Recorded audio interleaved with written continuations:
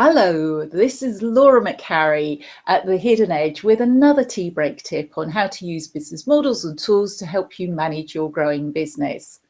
Today, with the King Bee, we're looking at analysing, interpreting and reporting. That's three key skills that can be supported by systems and processes that will help you turn raw data into meaningful information. And that's important to ensure that you make the right decisions for your business. There are three key elements to it. Reliability and validity we've looked at in another video in quite some depth. But reliability and validity shows trustworthiness, dependability on the data that's being provided, and validity shows the appropriateness or authenticity and suitability to the problem that you're looking to solve. The second key element is getting a feel for the data. Lists or statements are summarized to get a feel for data. Descriptive statistics helps reduce the large data into meaningful full indicators, showing central tendencies and spread. Three measures of central tendency are commonly used in statistical analysis. They are the mode, the median, and the mean. Each measure is designed to represent a typical score. The choice depends on the shape of the distribution, whether that is normal or skewed, and the variables levels of measurements, nominal, ordinal, or interval. Averages do not tell us everything, and at times it can be misleading. Let's have a look at this example. You'll see that we have 6 numbers down the left-hand side. And if we look at the mode, that's the most common number, we get 3. There are 2 3s in that list. So the mode is the most common number, which is 3. The median is the order of the numbers in sequence, and it is the middle number that is the median. So in this case, it's 4.5. Can you see that? The mean, however, is the total value of the numbers divided by the amount of characters. So in this case, those numbers add up to 30. You divide them by 6 and you get 5, which is the mean number. And the range is from 1 to 9, so it's the difference between the highest and the lowest numbers, which is 8. So the range is 8. And this helps us to get a feel for the data.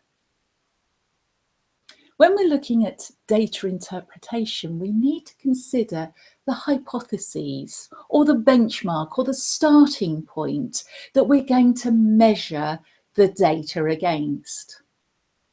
It is then that we can start to interpret information from that. Is the data supportive, contradictory, surprising, or inconclusive? If in whatever aspect we're looking at it, it will support the hypothesis or oppose a hypothesis. It might inspire revised or new hypotheses or inspire revised assumptions.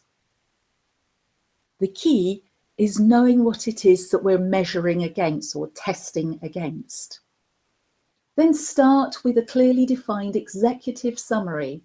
Include all aspects of the points of your business report along with a purpose statement.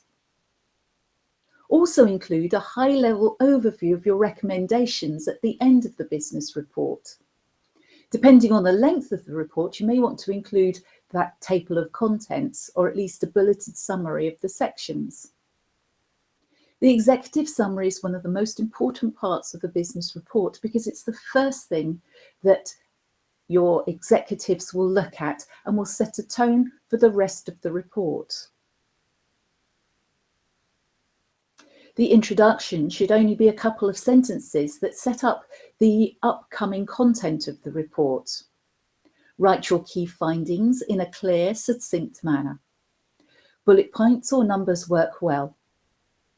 Cater to your audience, meaning you should present your key findings based on information that's relevant to them.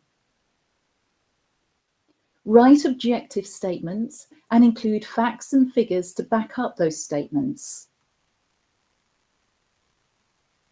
You might wish to include your observations at this point, because sometimes the data that you get can be skewed.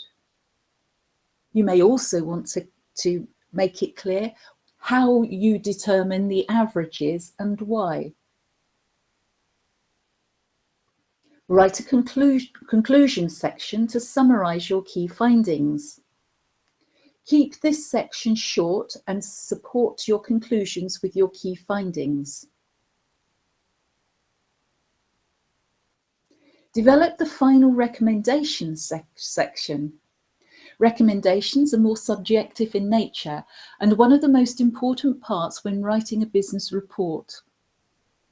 Expand on the key findings and conclusions by offering your recommendations for a solution. Showcase your ideas and explain why you think these ideas can solve the problem. If possible, link your recommendations to potential benefits, including an increase in sales or a boost in employee morale or an increase in productivity. Don't forget to edit your report and make sure that you proofread it. Include a bibliography of materials that you have collected and used as part of your research along the way. And don't forget to add in appendices for additional material that support and prove evidence to your findings. So you've now got the three aspects of data analysis, interpretation, and report writing, essential, all three of them, for making sense of the data and being able to utilize the information in your business decision making. Do have a go. Go to the Hidden Edge website, download the templates from there, and whilst you're there, share your stories where you've used interpretation, analysis, and report writing to help you with your own decisions. I'm building a portfolio of case studies and would love to include your stories to share with other business people.